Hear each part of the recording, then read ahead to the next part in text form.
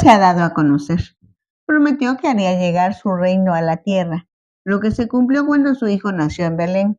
Enseguida demostró su poder y autoridad sobre Satanás, mostrando su amor, su protección y su fidelidad cuando Jesús ministró en la región de Palestina, en donde no solo aseguró la llegada del reino, sino que con toda claridad afirmó: el reino de Dios no vendrá con advertencia, ni dirán helo aquí o helo allí, porque aquí el reino de Dios está entre ustedes. Oremos. Padre, muchas gracias por esta tu bondad, por tu acercamiento, por tu búsqueda, porque nos buscas hasta hallarnos y porque ya que nos hallaste, nos haces ser ciudadanos del reino de Dios. Qué bueno eres, Dios. Gracias por tu amor. Gracias por tu perdón, gracias por tu ayuda, gracias por tu misericordia. Bendito seas. En el nombre de Jesús. Amén. Estamos revisando el Evangelio que escribió Lucas en su capítulo 16, de los versículos 19 al 31. Jesús es el autor de El hombre rico y Lázaro.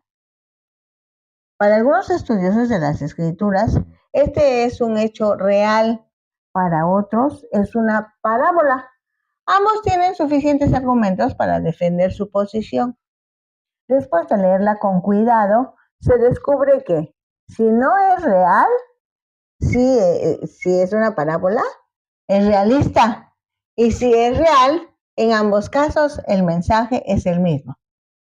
Después de la muerte, los injustos estarán separados de Dios por la eternidad. Recordarán siempre que rechazaron el Evangelio, que están siendo atormentados y que su situación no puede ser cambiada. También recordarán que el cielo y el infierno sí son lugares reales, así como el engaño de las riquezas para los que confían en las riquezas materiales. Es necesario revisar las prioridades de cada persona, su relación con los demás y por fin el lugar a donde estarán después de su muerte física. Este relato contrasta la vida de un hombre rico que disfruta de lujos y la del mendigo Lázaro que en la miseria está viviendo, y enfatiza sobre la responsabilidad de cuidar a los necesitados y las consecuencias de las decisiones tomadas en la vida terrenal. Por fin dice Lucas 16:19. Había un hombre rico que se vestía de púrpura y de lino fino y hacía cada día banquete con esplendidez. En el tiempo en que Jesús tomó forma humana y vino a la tierra, prevalecían algunas costumbres, como los fariseos en general y las autoridades religiosas en particular, frecuentemente despreciaban a los pobres. Por el contrario, ellos se vestían con ropajes costosos que se hacían de púrpura y lino fino.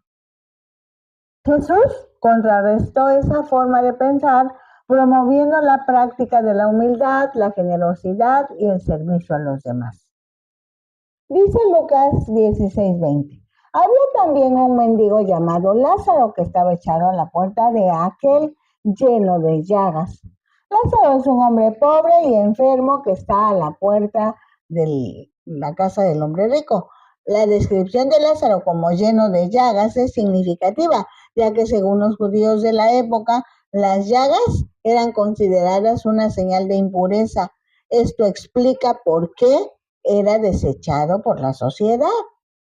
Dice Lucas 16:21, y ansiaba saciarse de las migajas que caían de la mesa del rico, y aún los perros venían y le lamían las llagas. Parece exagerada la descripción del mendigo.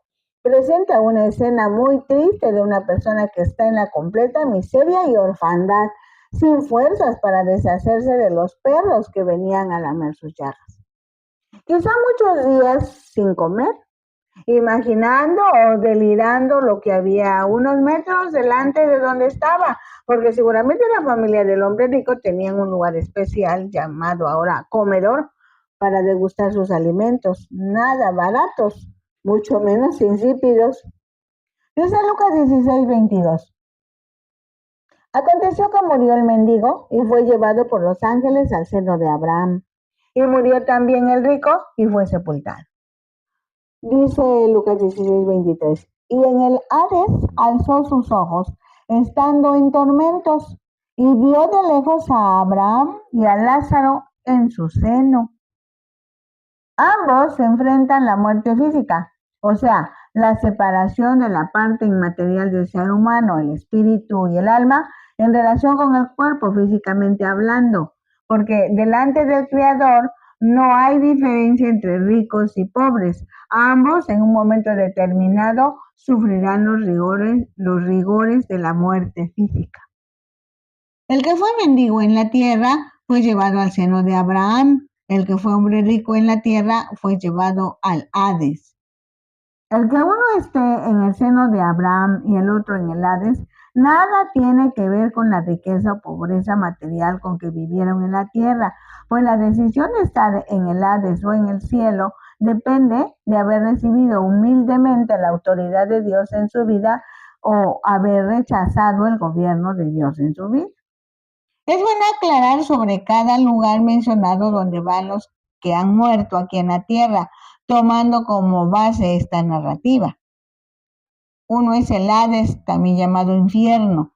Esa es la palabra en el idioma griego, para referirse al lugar temporal donde se guardan las almas de los incrédulos mientras esperan la resurrección final y sentencia en el juicio del gran trono blanco. En el idioma hebreo, la palabra usada para describir el reino de los muertos es Seol. En ambos idiomas simplemente indica el lugar de los muertos o el lugar de las almas, espíritus difuntos. Entonces, Hades, Seol, infierno, es un lugar temporal donde se guardan las almas de los incrédulos, mientras esperan la resurrección final y sentencia en el juicio del gran trono blanco. Seno de Abraham. La expresión solo se registra en este pasaje. Es otro término para expresar el lugar del paraíso, pensando que Jesús aún no era crucificado y por lo mismo no había resucitado. Una vez que Cristo resucitó, las almas y espíritus de los que mueren en Cristo llegan directamente al cielo, al trono de Dios. Así que solo hay dos opciones: con Dios, que se convierte en vida eterna, o separado de Dios, lo que se llama muerte espiritual. La experiencia del hombre rico en el Hades indica que el tormento infernal, fuego, agonía, separación, comienza allí. El lugar del lado de Abraham no se especifica, pero está separado del Hades por un abismo intransitable. Aunque algunos recomiendan que este pasaje no se interprete de modo literal, los que tienen esta recomendación son los que toman esta narrativa como parábola. Dice Lucas 16:24. Entonces él, dando voces, dijo: Padre Abraham, ten misericordia de mí y envía a Lázaro para que moje la punta de su dedo en agua y refresque mi lengua, porque estoy atormentado en esta llama. Aquí hay un mensaje muy importante en cuanto a que después de la muerte física, las personas siguen existiendo espiritualmente. Esa existencia es eterna, solo que es con Dios o sin Dios. Y esta decisión la toman los seres humanos desde que están en la tierra.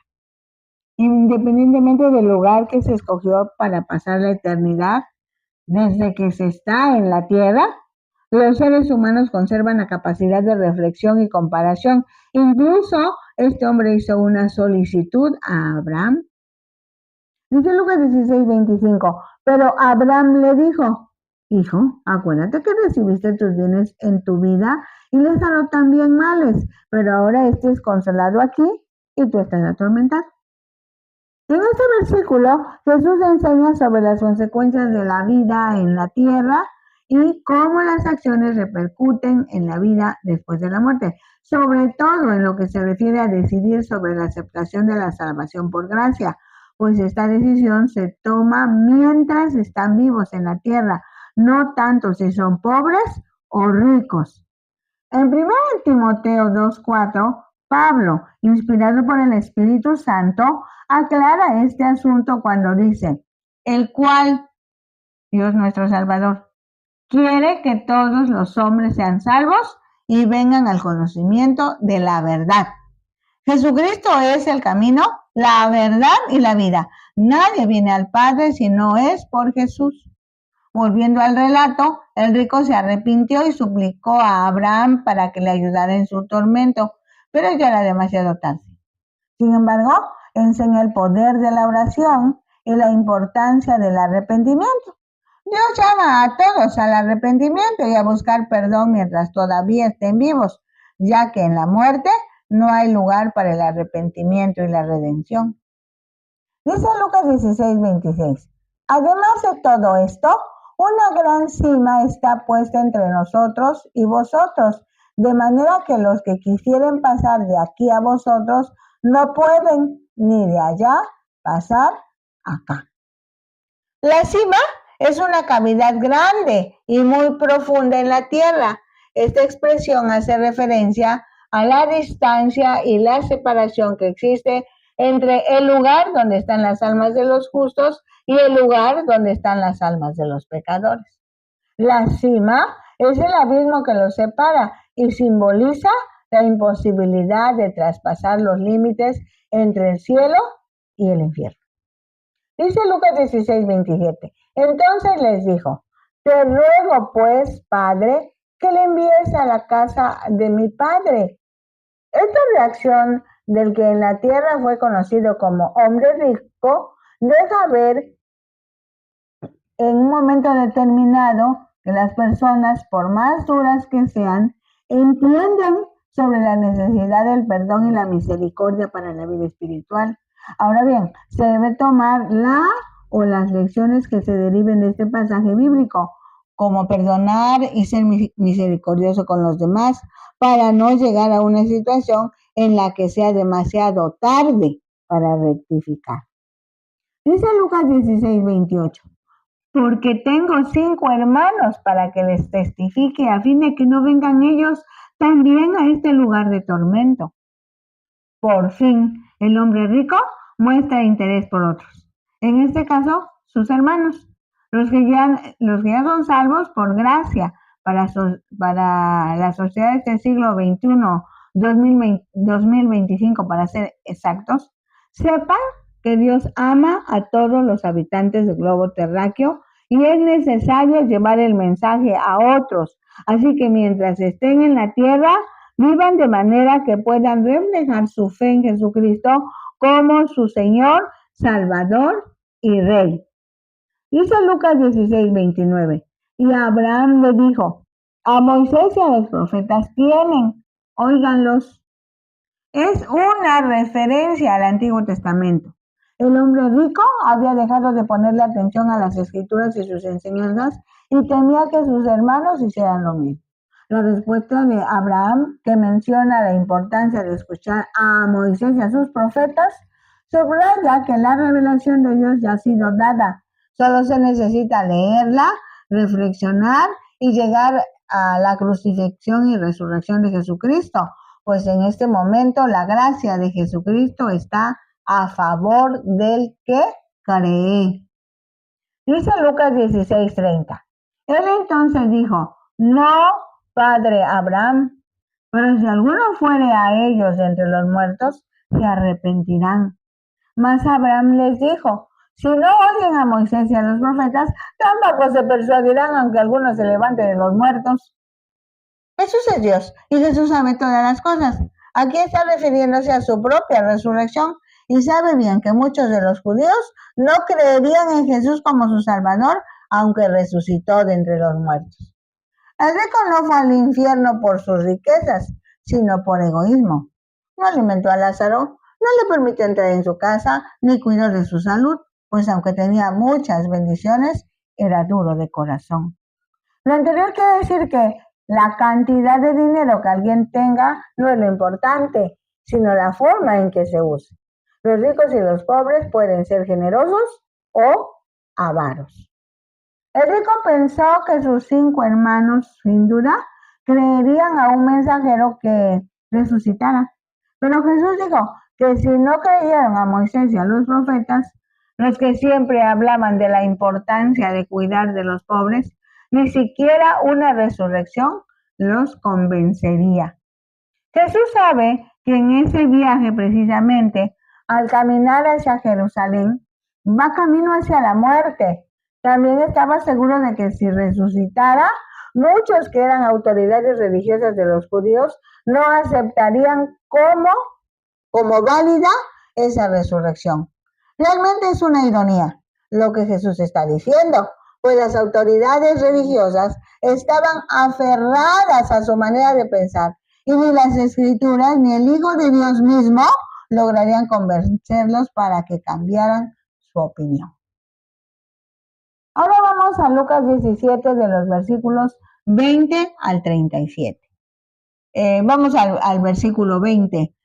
Preguntado por los fariseos, ¿cuándo había de venir el reino de Dios? Les respondió y dijo, el reino de Dios no vendrá con advertencia, ni dirán helo aquí o helo allí, porque he aquí, el reino de Dios está entre vosotros. Los fariseos esperaban un Mesías bélico, conquistador, que impusiera un imperio con el esplendor de las monarquías de su tiempo. Por eso preguntan que ¿cuándo había de venir el reino de Dios? La sorpresa fue que el reino de Dios ya había llegado. Sí, porque Jesús, el Hijo de Dios, ya había llegado a la tierra. Jesús es Dios, tomó forma humana, nació como un bebé, creció, fue bautizado por Juan el Bautista, e inició su ministerio diciendo, el tiempo es cumplido y el reino de Dios se ha acercado. Arrepiéntanse y crean esta gran noticia. Lo diferente con los reinos terrenales es que el reino de Dios no se limita a un lugar físico, a un territorio, sino que se manifiesta de manera espiritual en el corazón de cada creyente. No es como uno terrenal con límites geográficos, más bien consiste en la obra del Espíritu de Dios en las personas y sus relaciones. Cada uno de los que en este momento están disfrutando este pasaje bíblico, la pregunta que tendría que contestar es, ¿ya le permitiste a Jesucristo que establezca su reino, el reino de Dios en tu corazón? La respuesta afirmativa a esta pregunta hace la gran diferencia con el resto de la población de todos los tiempos. Dice Lucas 17:22, y dijo a sus discípulos, tiempo vendrá cuando desearéis ver uno de los días del Hijo del Hombre y no lo veréis. Los días del Hijo del Hombre se refiere a la segunda venida de Jesucristo. Durante su primera venida a la tierra, Jesús prometió que volvería algún día para llevar a los creyentes a su reino que está en el cielo. Esto lo encontramos, por ejemplo, en Juan 14, del 1 al 4, donde dice, no se turbe vuestro corazón. ¿Creéis en Dios? Creed también en mí. En la casa de mi Padre muchas moradas hay. Si así no fuera, yo os lo hubiera dicho. Voy pues a preparar lugar para vosotros. Y si me fuere y os prepararé lugar, vendré otra vez y os tomaré a mí mismo para que donde yo estoy, vosotros también estéis. Desde ese momento, la promesa está vigente. Vendré otra vez. Solo que no dice la fecha. De ahí la expresión de Jesús. Tiempo vendrá cuando desearéis ver uno de los días del Hijo del Hombre y no lo veréis. Dice Lucas 17:23, y os dirán, helo aquí o helo allí. No vayáis, ni los sigáis. Advierte, no sigas las indicaciones de quienes te digan que el Hijo del Hombre, o sea, Jesucristo resucitado, está en algún lugar. Es un llamado a la prudencia y la atención para que antes de realizar cualquier acción de búsqueda se discierna lo que está bien y que está mal. Lucas 17:24 dice, porque como el relámpago que al fulgurar resplandece desde un extremo del cielo hasta el otro, así también será el Hijo del Hombre en su día. Jesús utiliza la imagen del relámpago para describir la aparición del Hijo del Hombre, es decir, Jesucristo al final de los tiempos. Una característica del relámpago es la visibilidad desde grandes distancias y la instantaneidad. Así será la venida de Jesucristo. Con esto quiere decir que cuando Jesús regrese por los que son suyos, será algo que todos verán y reconocerán. Debido a que la venida de Jesucristo será un acontecimiento instantáneo, surge la necesidad de vivir vigilantes, expectantes, en santidad, esperando el día en que el reino de Dios se manifestará. Sí, de cierta manera, como los fariseos lo deseaban, lo esperaban, pero no en las fechas ni en la forma que ellos propusieron. Bueno es recordar que Jesús en ese preciso momento está enseñando sobre el reino de Dios y el fin de los tiempos. Por ello habla de la naturaleza del reino, de las actitudes que deben manifestar los seguidores del reino y cómo se manifestará Jesucristo en la segunda venida. O sea, en la enseñanza se va, si se puede expresar de esa manera, hasta el final de los tiempos para los humanos, cuando se terminará el tiempo Cronos y serán introducidos en el tiempo Kairos, el tiempo de Dios. De ahí la gran importancia de la revelación. Realmente Jesús les está diciendo a los fariseos, a las autoridades religiosas de ese tiempo, lo que sucederá hasta el fin de los tiempos. Jesús sí está respondiendo a su pregunta, está respondiendo puntualmente, solo que ellos no tienen desarrollado el entendimiento para reconocer quién les está hablando y qué les está diciendo. Por eso Jesús en un momento determinado dijo, viendo no ven y oyendo no escuchan. En otra ocasión expresó, tienen el entendimiento entenebrecido, no pueden distinguir el mensaje. Conviene hacer un alto en el camino y puntualizar sobre la revelación de esta gran verdad. Desde el tiempo de los profetas, Isaías, Jeremías, Miqueas, o sea, unos 800 años antes de que Cristo tomara forma humana hasta hoy, Dios se ha comunicado con la humanidad de todos los tiempos, anunciando primero que Jesús llegaría a la tierra. Ese anuncio se cumplió cuando Jesús nació en Belén de Judea, pues ya Isaías el profeta había expresado, porque un niño nos es nacido, hijo nos es dado, y el principado sobre su hombro, y se llamará su nombre admirable, consejero, Dios fuerte, Padre eterno, príncipe de paz. Los dilatados de su imperio y la paz no tendrán límites sobre el trono de David y sobre su reino, disponiéndolo y confirmándolo en juicio y en justicia desde ahora y para siempre. Dice Lucas 17:25, pero primero es necesario que padezca mucho y sea desechado por esta generación. Jesús llegó a la tierra como bebé, creció, inició su ministerio, se conoció como maestro porque enseñaba, pero también fue evangelista, dio el mensaje de salvación, profetizó, fue profeta, inició el mover del reino de Dios aquí en la tierra, fue apóstol y cuidó de sus ovejas, ejerció el ministerio de pastor. Pero en ese momento, en ese preciso momento, estaba a punto de iniciar el periodo de sufrimiento. Por eso dice, es necesario que padezca mucho. Es interesante la manera en que enseña Jesús. En el versículo anterior, el 24, les habló del momento en que regresará a la tierra con poder y gloria. Y enseguida les comparte lo que sucederá en unos días más. Está ejerciendo su función de profeta. Jesús es maravilloso.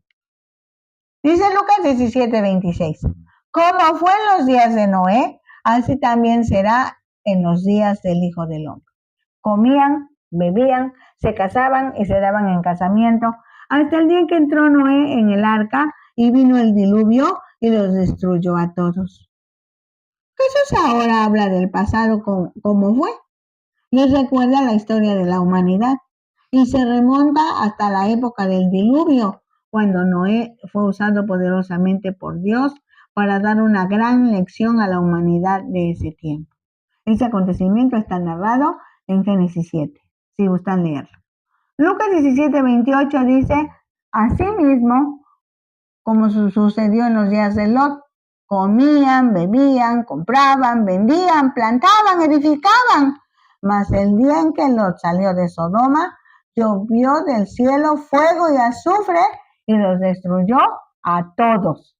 Así será el día en que el Hijo del Hombre se manifieste.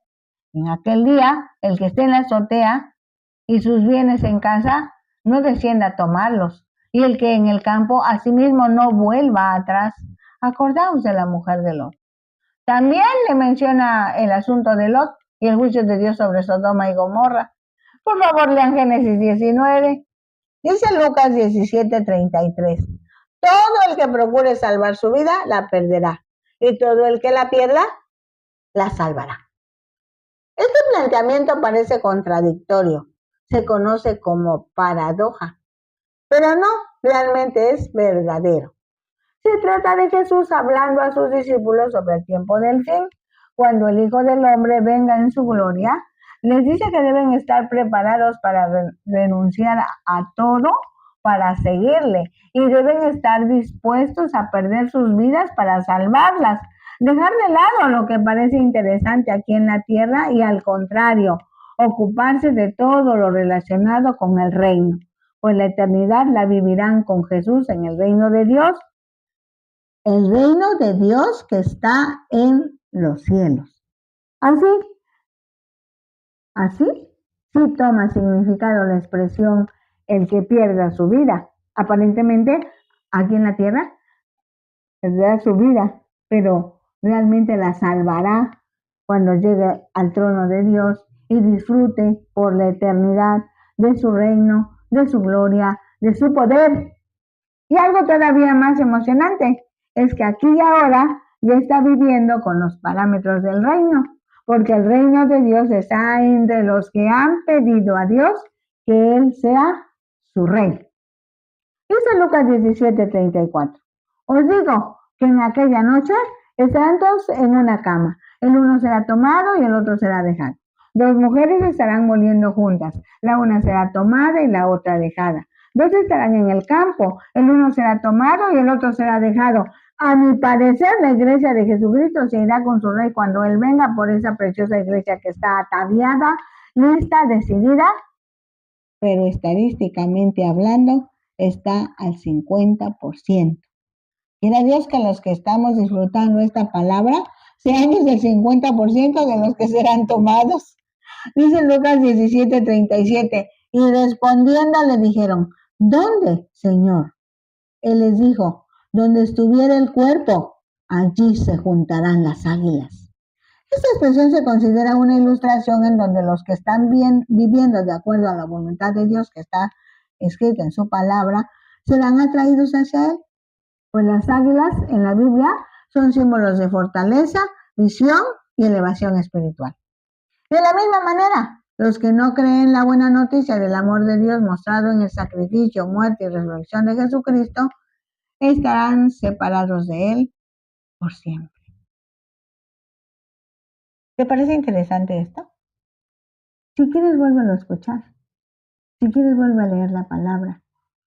Y estate bien seguro de que tú estás esperando la venida de Jesús. Siempre y cuando Él ya vive en tu corazón. Siempre y cuando Él es el rey de tu vida. Y si no lo fuera, tienes tiempo. Tienes tiempo. Todavía hay lugar. Te lo recuerdo. Disfruta la palabra, disfruta la presencia de Dios. Bendiciones.